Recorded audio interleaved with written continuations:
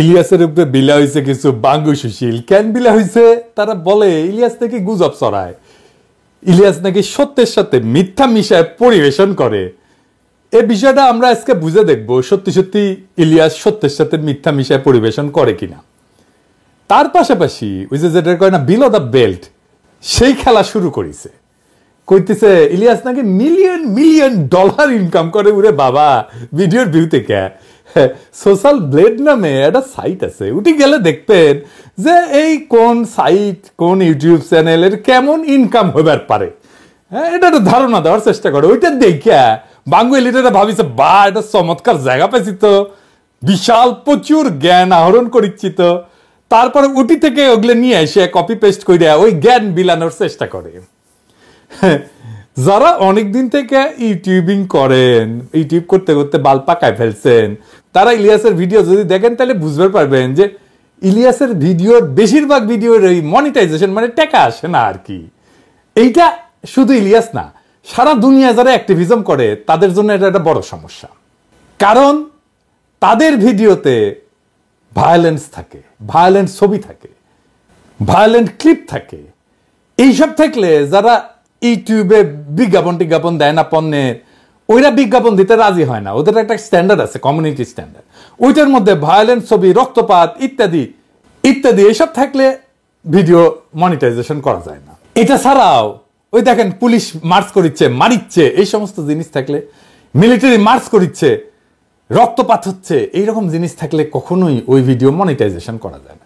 এটা ছাড়াও আরো সমস্যা আছে, সেটা হইতেছে পলিটিক্যাল ভিডিওতে রিপোর্ট হয়, প্রচুর রিপোর্ট হয়। অনেক বেশি যদি রিপোর্ট হয় তাহলে মনিটাইজেশন অফ হয়ে যায়। ইলিয়াস যদি মিলিয়ন মিলিয়ন ডলার কামাইতো তাহলে উবের চালায়, তার পেট চালাইতে হইতো না। যারা মেলা চেষ্টা চরিত্র করিছে, ইউটিউবার হবি, ফেসবুকার হবি, মেলা মানুষ চিনবি, যারা যখন পারেনি তখন ওই ঈর্ষা ওটা ঢেলে দেয় ইলিয়াসের উপরে। আপনি চিন্তা করেন, যে ছেলেটা সারাদিন আসে উবের চালায় নিজের পেট চালানোর জন্য, কতখানি নির্মম, কতখানি অসংবেদনশীল হইলে, কতখানি প্রতিহিংসা পরায়ণ হইলে এইরকম একটা অপবাদ দেয় একজন অ্যাক্টিভিস্টকে। ইলিয়াসের হয়তো সীমাবদ্ধতা আছে, সবারই আছে, আমারও আছে, কিন্তু বাংলাদেশের প্রশ্নে, বাংলাদেশের স্বার্থের প্রশ্নে, বাংলাদেশের জাতীয় স্বার্থের প্রশ্নে ইলিয়াস কখনো কোথাও কাউকে ছাড় দেবে না। ইলিয়াস ব্যক্তিগত লাভের জন্য দেশের স্বার্থকে কোনোদিন বিকায় দেবে না, এটা বিক্রি করবে না। এই জন্যই দেশের মানুষের অকাতর ভালোবাসা পাইছে। দেশের মানুষ না যখন কাউরে ভালোবাসে এমনি এমনি ভালোবাসে না, সে বুঝে যে কারে ভালোবাসা যায় আর কারে যায় না। অবাক ব্যাপার হইতেছে কি, যারা একসময় ইলিয়াসের ভিডিও প্রশংসা করেছিল এখনই তারা উচ্চ কণ্ঠে সমালোচনা করছে। যাই হোক, আসেন আমরা দেখি ইলিয়াসের ভিডিও নিয়ে কথা বলি। আমি আসলে ভিডিওর কন্টেন্ট নিয়ে কথা বলবো না, আমি দেখব যে এই যে গুজব টুজব বলতেছে, সত্য মিথ্যা মিশানো বলতেছে, ওই বিষয়টাই দেখব। আসলে আমরা আসলে দেখি সত্য কারে বলে। দেখেন, আমরা যদি ধর্মের দিক থেকে দেখি তাইলে সত্য কই থাকে? সত্য কিন্তু সবসময় খোদাই, ঐশ্বরিক, এটা আদার ওয়ার্ল্ডে থাকে, এটা ঈশ্বরের কাছে থাকে, সৃষ্টিকর্তার কাছে থাকে। আমরা সত্যের নিকটবর্তী হওয়ার চেষ্টা করি। মিডিয়ার কাজ কি সত্য বলা? প্রশ্ন শুনে মনে হইতে পারে হ্যাঁ, মিডিয়ার কাজ তো সত্য বলাই। আসেন আমরা একটা ঘটনা দিয়ে এই মিডিয়ার সত্য বলার ঘটনাটা দেখি। ওই যে প্রথম আলোর সামনে যে জিয়াফতের ঘটনা ঘটেছিল না, জিয়াফতের দিন কি করেছিল? পুলিশ পিটাইছিল, তাই না? বিনা উস্কানিতে আলো নিভাই দিয়া সবাই রে পিটায় সরাই দিছিল লাঠিচার্জ কইরা। কিন্তু ওই ঘটনাটা প্রথম আলো কিভাবে লিখলো যারা ওইখানে জিয়াফত করতে গেছিল তারাই বিশৃঙ্খলা করেছে, তাই না? হ্যাঁ, বিশৃঙ্খলা কে করলো? যারা জিয়াফত করতে গেছিল, যারা মাইর খেলো, তারাই নাকি বিশৃঙ্খলা করছিল। স্পষ্ট ভিডিও ফুটেজ আছে, আমি দেখাইছি, আজ আর দেখাইলাম না। দেখেছেন তো, আলো নিভাই দিয়ে খুব শান্ত, বিনা উস্কানিতে যে জমায়েত, তার উপরে লাঠিচার্জ শুরু করলো বিনা কারণে। ওইখানে আলো নিভাইছে পুলিশ, কখনো ওখানে আলো নিভানো হয় না। তার মানে পুলিশ জানতো, প্রস্তুতি নিছে যে তা মারবে, তারপরে বিনা উস্কানিতে ঝাঁপায় পড়ছে। শুধু যে ঝাঁপায় পড়ছে তাই না, একজন অ্যাক্টিভিস্টকে ধইরা প্রথম আলো অফিসের মধ্যে ধরে নিয়ে গেছে, ওইখানে বিভৎসভাবে নির্যাতন করছে। প্রথম আলো নিউজে ওইগুলো আছে যে আলো নিভাই দেওয়া হয়েছিল, বিনা উস্কানিতে মারপিট করা হয়েছে। একজনকে প্রথম আলোর অফিসে নিয়ে যায় মারপিট করা হয়েছে? আছে? নাই। তার মানে প্রথম আলো ঘটনার একটা দৃষ্টিকোণ থেকে, তাদের দৃষ্টিকোণ থেকে সংবাদ হিসেবে উপস্থাপন করছে। প্রথম আলোর উল্টা পাশের অংশ যারা, মানে আমরা, তাদের কণ্ঠস্বরকে স্তব্ধ করে দিছে। সত্যটা কি? আমরা যেটা বলছি সেটা নাকি প্রথম আলো যেটা বলছে সেটা? সম্ভবত এই ঘটনার আরো অনেক দৃষ্টিকোণ আছে, কারণ আমরা দুইটা পক্ষ, প্রথম আলো এবং আমরা। প্রথম আলো একটা পক্ষ, আমরা আর একটা পক্ষ। তাহলে একটা তৃতীয় নিরপেক্ষ বা অন্য আর একটা পক্ষ, আরো 3-4টা পক্ষ থাকতে পারে। সবগুলো দৃষ্টিকোণ কি একটা সংবাদ মাধ্যম প্রকাশ করে? করে না। সে করে তার জন্য যেটা সবচেয়ে সুবিধাজনক সেটা প্রকাশ করে। মিডিয়া যা প্রকাশ করে সেটা ঘটনার প্রতিক্রিয়া প্রকাশ করে, ঘটনা না। আসল ঘটনাকে সে পুনর্নির্মাণ করে, বানায়। সে পুনর্নির্মিত ঘটনাকে একটা ঘটনা হিসাবে প্রচার করে, এবং এই ঘটনার বাইরে যেগুলো, সেগুলো হয়ে যায় গুজব। আমি একটা এক্সাম্পল দিই। মানবতা বিরোধী অপরাধের আদালতে সংবাদপত্রে প্রকাশিত সংবাদকে সাক্ষ্য হিসেবে ধরা হয়েছিল। দুনিয়ার সব সাক্ষ্য আইনকে বুড়া আঙুল দেখায় সংবাদপত্রে প্রকাশিত সংবাদকে সাক্ষ্য হিসেবে ধরা হয়েছিল। আমরা বলছিলাম এইটা হইতে পারে না, এটা অন্যায়, এটা অপরাধ। এইভাবে সংবাদপত্রে প্রকাশিত সংবাদকে সাক্ষ্য হিসেবে ধরা যায় না। সংবাদপত্রে যদি সত্য কথাই লেখা থাকে তাহলে তাকে সাক্ষ্য হিসেবে ধরতে অসুবিধা কোথায়? অসুবিধা এইখানেই, সংবাদপত্রে সত্য কথা লেখা থাকে না, লেখা থাকে একটা দৃষ্টিকোণ। আসলে ক্ষমতা সংবাদ তৈরি করে, ঘটনাকে পুনর্নির্মাণ করে, তার বয়ানের বাইরে সে যেটা বলতে চায় সেটার বাইরে যেটা, সেটাকে সে গুজব বলে উড়ায় দেয়। সে নিজের বয়ানকে সত্য বলে দাবি করে, আর বয়ানের বাইরে যেটা সেটা হইতেছে গুজব। এবার বুঝছেন তো? আমারও তো বলে গুজববাজ। আমি তো পত্রিকার নিউজ টিউজ রেফারেন্স দেখাই, তারপরেও আমি নাকি গুজব ছড়াই। তার মানে গুজব হইতেছে তার বয়ানের বাইরে যেটা, তার বিশ্বাসের বাইরে যেটা, সেটাই গুজব। কিন্তু ধরেন মিডিয়া যেটা প্রকাশ করে অথবা যেটাকে তারা গুজব বলে দাবি করে, এটা কিন্তু সত্য বা মিথ্যার বিষয় না। এই দুটেই হইতেছে পারসেপশন। এটাকে বলা যাইতে পারে ধারণা। কোন কোন পারসেপশন, কোন কোন ধারণাকে লোকে বিশ্বাস করে, এটাকে বিশ্বাসযোগ্য বলে মনে করে। এমনকি এইরকম ধারণা যে ক্ষমতার গদিকেও কাঁপায় দিতে পারে। আপনি যেটাকে বিশ্বাসযোগ্য বলে ভাববেন সেটা কিছু পূর্ব শর্ত আছে, সেই পূর্ব শর্তগুলো পুরো হইলে বিশ্বাস পোক্ত হয়। আমি একটা এক্সাম্পল দিই। ধরেন র‍্যাব কইতেছে যে হেলিকপ্টার থেকে গুলি করা হয় নাই, কিন্তু আমরা জানি, আমরা বিশ্বাস করি হেলিকপ্টার থেকে গুলি করা হয়েছে। তার মানে বুঝছেন তো, আমরা যেটা মনে করতেছি এইটা বিশ্বাসযোগ্য। ধরেন গার্মেন্টসের কোনো শ্রমিকের উপরে বা বাসায় কাজের মেয়ে, কাজের ছেলের উপরে যে টর্চার হয়, এই ঘটনাগুলো খুবই বিশ্বাসযোগ্য ঘটনা। 1857 সালে সিপাহী বিপ্লব হয়েছিল, ওইখানে রটনা হয়েছিল যে ওই যে কার্তুজের মধ্যে শূকর আর গরুর চর্বি একসাথে মিশায় দেওয়া হয়েছে এবং কার্তুজটা মুখ দিয়ে কাটতে হইতো। ওটা একটা বিশ্বাসযোগ্য বিষয় ছিল। এই যে পারসেপশন বা জনতার মধ্যে যে ধারণা, বিশ্বাসযোগ্য ধারণা তৈরি হয়, এইটাকে নিয়ন্ত্রণ করার জন্যই মিডিয়ার জন্ম।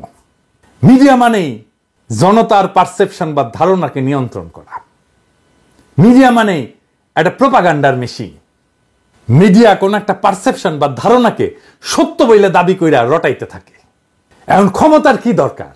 এই পারসেপশনটাকে কন্ট্রোল করা দরকার তো, কারণ আমরা দেখতেছি যে এই পারসেপশন গুলো ক্ষমতার গদিকেও কাঁপায় দিতে পারে। তাহলে ক্ষমতার যেটা দরকার সেটা হইতেছে কতগুলো ঘটনাকে বানানো হিসাবে আর কতগুলো বানানোর জিনিসকে ঘটনা হিসেবে রটনা করা। তার মানে সে ঘটনাকে গুজব বলবে এবং বানানো জিনিসকে ঘটনা হিসেবে রটনা করবে। বুঝছেন? এই যে মিডিয়া, প্রথম আলো, ডেইলি স্টার, যা যা আছে, এই সমস্ত ফর্মাল মিডিয়া, এইটার পারপাস বা উদ্দেশ্য একটাই, সত্য বা মিছা বা গুজব নাম দিয়ে এই কাজটাই করে। তাহলে পাওয়ার বা ক্ষমতা কেন পারসেপশনকে বা ধারণাকে এত ভয় পায়? কারণ পাওয়ার সবসময় ভায়োলেন্ট, এটা সবসময় সহিংস। তো ঘটনা যদি নাও থাকে, বানায় বানায় কইলেও লোকে বিশ্বাস করে প্রায়। তার মানে এই যে প্রি কন্ডিশন হচ্ছে যে ক্ষমতা সবসময় সহিংস, পূর্ব শর্ত হচ্ছে সহিংস। তাই সে সহিংসতা যদি নাও করে, যদি কেউ বানাও বলে যে মারছে, এটা পুলিশ আমারে, এটা বিশ্বাস করে ফেলবে মানুষ। মানুষের জ্ঞানের শুরু কই থেকে? আন্দাজ থেকে, অনুমান থেকে। আমরা বিজ্ঞানের ভাষায় বলি হাইপোথিসিস। হাইপোথিসিসকে প্রমাণ করে বা অপ্রমাণ করে জ্ঞান অগ্রসর হয়। মানুষের হুশ, কালচার, তার এলেমের গোড়া হচ্ছে আন্দাজ বা অনুমান। যে আন্দাজ করে না সে বেহুশ। ক্ষমতা আপনার আন্দাজের ক্ষমতাকে নাম দিবে গুজব, কিন্তু আন্দাজ করাটা আপনার হক, আপনার অধিকার।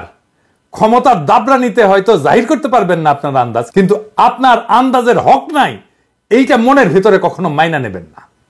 গায়ের জোরে হয়তো লাগতে না পেরে পিছায় আসবেন, কিন্তু বেহুশ হইয়েন না কখনো। মনে রাখবেন আন্দাজ করা আপনার হক। ইলিয়াস যা করে সেটা কি গুজব?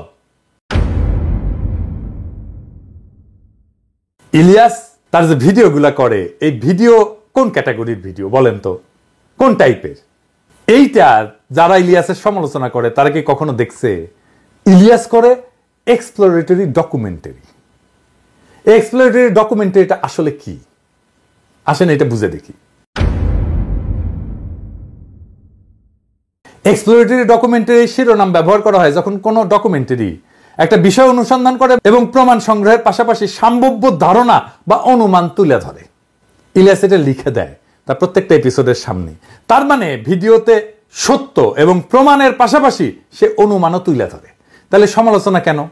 কেন বলা হয় ইলিয়াস গুজব ছড়ায়, সত্যের সাথে মিথ্যা মেশায়? কারণ ইলিয়াস ক্ষমতার বানানো ঘটনাকে পুরা ঘটনা বলে, সত্য ঘটনা বলে মানতে নারাজ। সে বেহুশ হয় নাই, সে তার হুশ ধইরা রাখছে।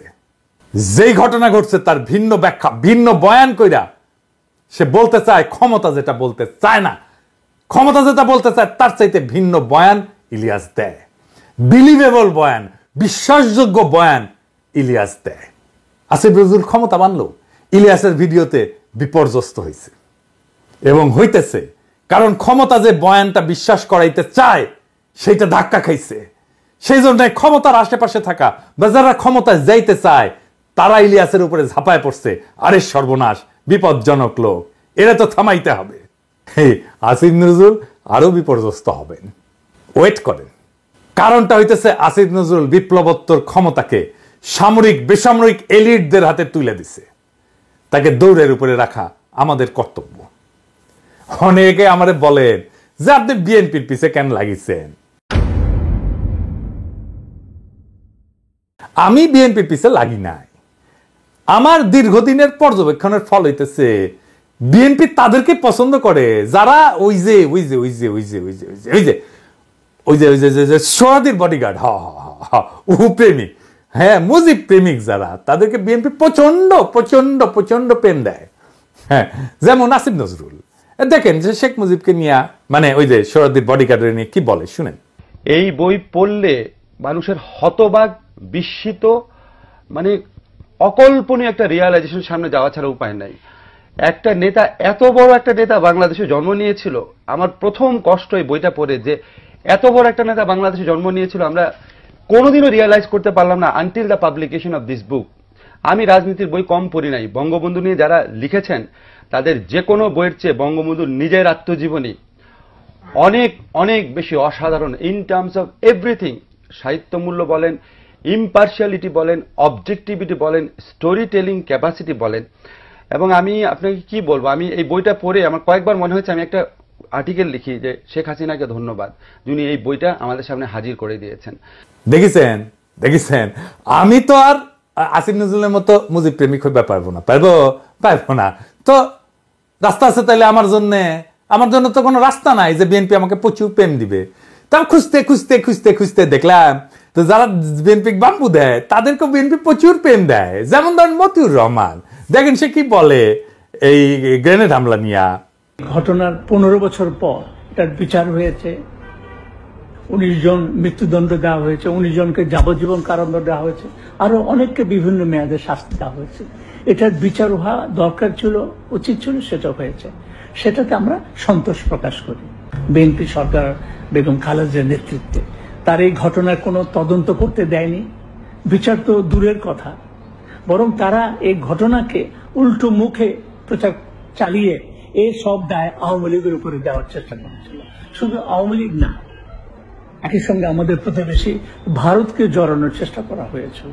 তারা এত সব মিথ্যে তথ্য দিয়ে মানুষকে বিভ্রান্ত করার চেষ্টা হয়েছিল, যেটা একটা অদ্ভুত গল্প কাহিনীকে ছাড়িয়ে যায়। দেখেছেন সেই বলে গ্রেনেড হামলায় তারেক রহমানের শাস্তি হয়, সে সন্তোষ প্রকাশ করেছে। গ্রেনেড হামলায় তো সবাই খালাস পেয়ে গেছে, তাই না? তাইলেও কেন সন্তুষ্ট হয়েছিল যে তারেক রহমান একটা সাইজ হয়েছে। এইরকম একটা লোক, এরকম একটা জাউরাক, তাও বিএনপি পছন্দ করে, তাকে বাঁচানোর জন্য একেবারে ঝাঁপে পড়লো সব বিএনপির লোকেরা। আবার দেখেন আসিফ নজরুল কি কয় এই গ্রেনেড হামলা নিয়ে, এই যে দেখেন এটা নাকি বিএনপির দায়, তার মুখেই শুনেন। যদি আপনি আপনাকে প্রশ্ন করেন যে এটার সাথে কি সরকারের কোনো শীর্ষস্থানীয় মহল জড়িত ছিল কিনা, অবশ্যই ছিল। এটা হতে পারে না এত বড় একটা আক্রমণের ঘটনা ঘটেছে সরকারের কোনো মহলই জানে না। সেকেন্ড কোয়েশ্চেন, আপনি যদি বলেন বিএনপি কি এই হত্যার ঘটনা 21শে অগস্ট আক্রমণের ঘটনা ধামাচাপা দিতে চেয়েছে, অবশ্যই চেয়েছে। তারা জঘন্য রকম ভাবে ধামাচাপা দিতে চেয়েছে, হাস্যকর ভাবে ধামাচাপা দিতে চেয়েছে, এবং অবশ্যই সরকারের কোনো না কোনো সেক্টর জড়িত ছিল। তো আসিফ নজরুল তো এখন আইনমন্ত্রী, তাইলে এই সময় যে মামলার দায় থেকে বিএনপি সবাই খালাস হইল, আসিফ নজরুল তখন ঠিক বলে থাকে, তাহলে কি এটা ভুল? তাহলে এখন যদি এটা ঠিক হয়, তাহলে আসিফ নজরুল কারে খুশি করার জন্য ওই কথাটা বলছিল? কেসটা কি? তাহলে আসিফ নজরুলকে ডিফেন্ড করার জন্য বিএনপি আগায় এসছে, প্রথম আলো মতিউর রহমানকে ডিফেন্ড করার জন্য বিএনপি আগায় এসছে কেন? কারণ কি জিজ্ঞেস করেন ওদেরকে। তো এটা যদি হয় যে বিএনপিটা বাম্বু দিলে তারা প্রচুর প্রেম দেয়, তো তাহলে তরিকাটা ট্রাই করে দেখা যেতে পারে। হ্যাঁ, যদি এটা শুনিয়া বিএনপি আমাকে একটু প্রেম টেম দেয়, হ্যাঁ, কারণ আমি তো ওই যে গান্ডা আছে না,